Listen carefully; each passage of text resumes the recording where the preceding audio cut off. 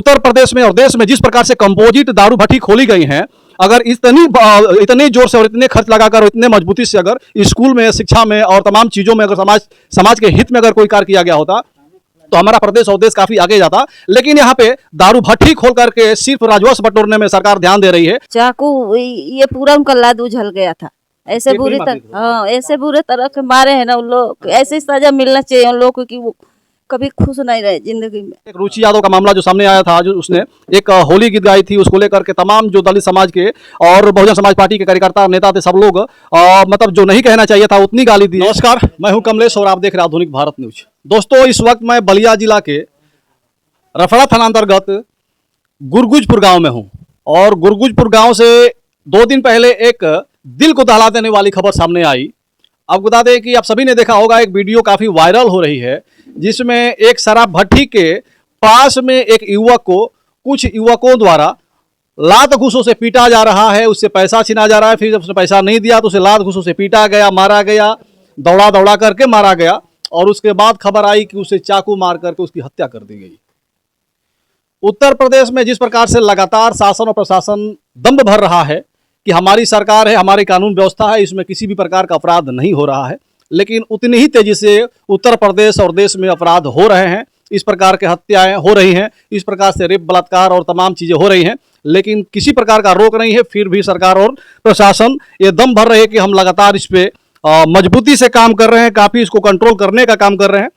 और देखने को मिला 14 तारीख को कि यही संवरा के बगल में जो शराब भट्टी है, वो शराब भट्टी पे कुछ बदमाशों द्वारा किस प्रकार से एक दलित परिवार के युवक को पीटा गया। बताया भी जा रहा था कि जिस युवक की मौत हुई वो काफी शालीन व्यक्ति थे, दारू पीने की लत जरूर थी, दारू पिया करते थे, लेकिन किसी से कोई विवाद नहीं था, किसी से कोई झगड़ा नहीं था। मैं परिवार से जानने का प्रयास करूंगा कि आखिर जिस व्यक्ति की हत्या की गई उसका दोष क्या था, क्या उन लोगों से विवाद था पहले से या क्या मामला था, सारी चीज मैं जानूंगा। आपको एक बार मैं घर दिखाना देना चाहता हूँ। देखिए, उस युवक का ये घर है, ये छोटा सा घर है, किसी प्रकार से छोटा घर बनवा करके ये दलित परिवार है और रहता है। और देखिए जो इनका किचन है, जो घर खाना बनता है, ये इनका किचन है। इस प्रकार से गरीब परिवार, छोटा परिवार कहें तो अपने प्रदेश में गुजर करता है, ये बताने के लिए काफ़ी है। ये छोटा सा चूल्हा है, एक इसमें पता नहीं, जो गांव में अहिला बोलते हैं, सिर्फ एक है। और ये छोटा सा ये इधर ये इंगिठी टाइप का एक बना हुआ है। तो ये सारी चीज़ें हैं। और इस मामले में ये इनकी भाभी हैं, जिस युवक की मौत हुई है, हत्या हुई है, ये उनकी भाभी हैं। क्या नाम है आपका? रंभा। रंभा। रंभा जी, जो विवाद हुआ, जिनकी हत्या की गई, क्या उन लोगों से पहले से विवाद था, जिन लोगों ने मारा है, क्या मामला? सर, कुछ भी विवाद नहीं था। हाँ। वो गए उधर, पैसा छीनने लगे, मारे चाकू, वो कुछ सब मारे। इन लोग को ऐसा सजा मिलना चाहिए कि जिंदगी कामयाब ना हो। लोगों को ऐसा सजा दीजिए। तो क्यों मारे? मारने वाला क्यों मारा इन लोगों को? पैसे छीन ले, उन लोग को वही करा धरा है। हरदम वही करा धरा है। हाँ, पैसे छीनते हैं, मारते हैं, मुआते हैं, सबको इन लोग को वही धंधा है। अच्छा, मारने वाले लोग कौन हैं? मारने वाले लोग जमींदार हैं, जिम्मेदार ये सब सावरा। अच्छा, राजपूत समाज के लोग हैं।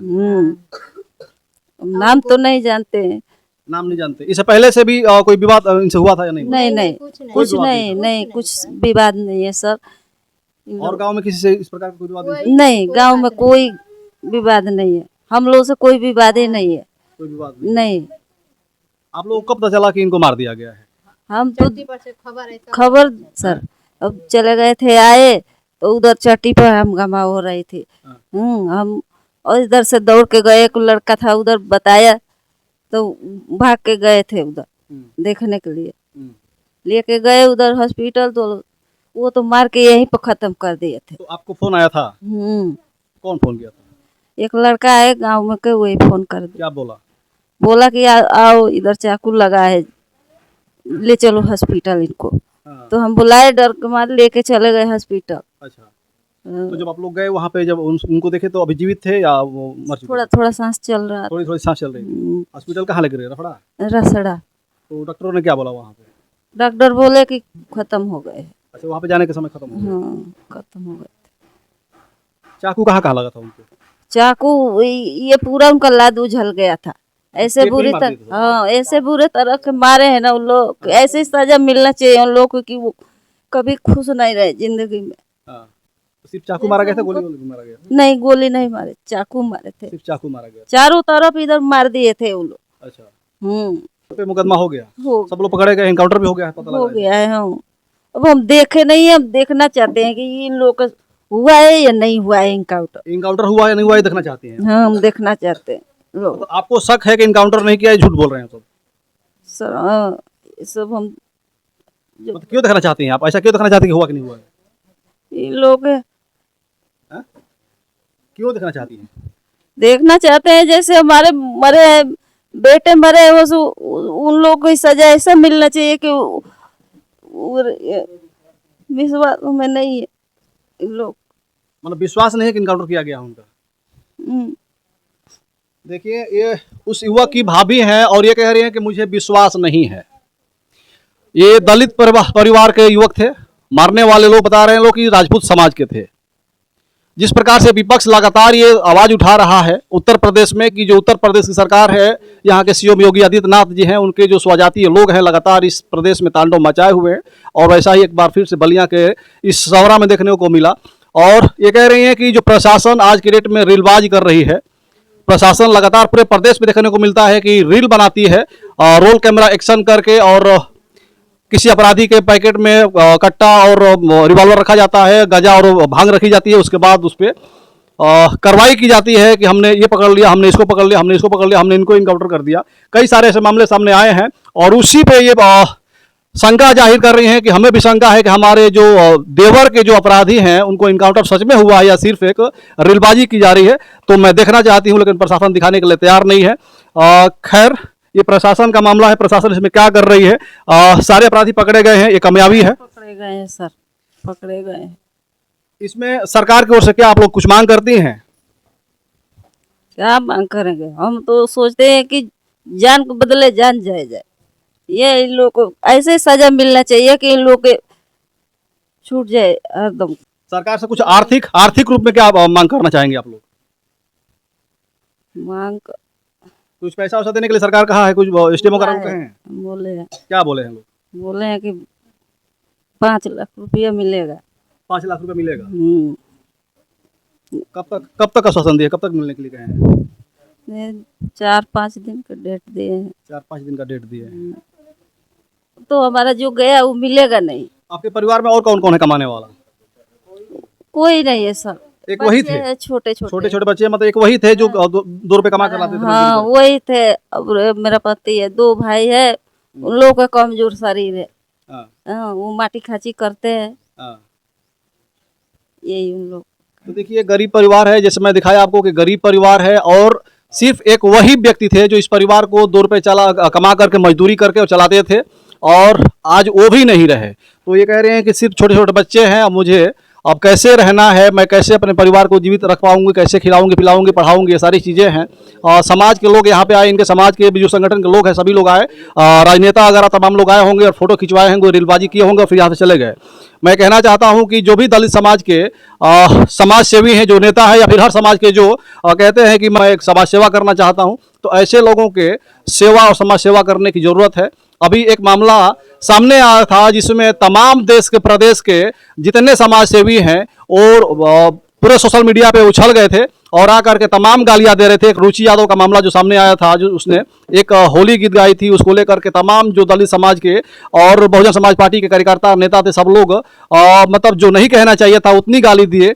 और लोग ये कह रहे थे कि हम लोग बहुजन समाज के हैं, बहुजन समाज के हितैषी हैं, लेकिन सच में अगर कहें तो बहन जी को प्रोटेक्शन की जरूरत नहीं है। बहन जी इतनी मजबूत हैं कि अपना प्रोटेक्शन वो स्वयं कर सकती हैं। प्रोटेक्शन अगर किसी को चाहिए तो ऐसे ऐसे लोगों को चाहिए, अगर सहयोग और सहारा चाहिए तो ऐसे ऐसे लोगों को चाहिए। तो मैं जितने दलित समाज के जो नेता और समाजसेवी हैं, जो मिशन के लोग हैं, मैं से चाहूँगा कि आप लोग आगे आकर के ऐसे परिवारों का सहायता और योगदान किया करिए। बाकी आप लोग इस वीडियो को देखकर क्या कहिएगा। एक चीज़ आपको मैं और बता देना चाहता हूँ कि आजकल इस प्रकार की जो घटनाएं घट रही हैं उत्तर प्रदेश में या देश में, इसका सबसे बड़ा वजह अगर कुछ है तो यह दारू भट्टी जो है, ये दारू भट्टी है।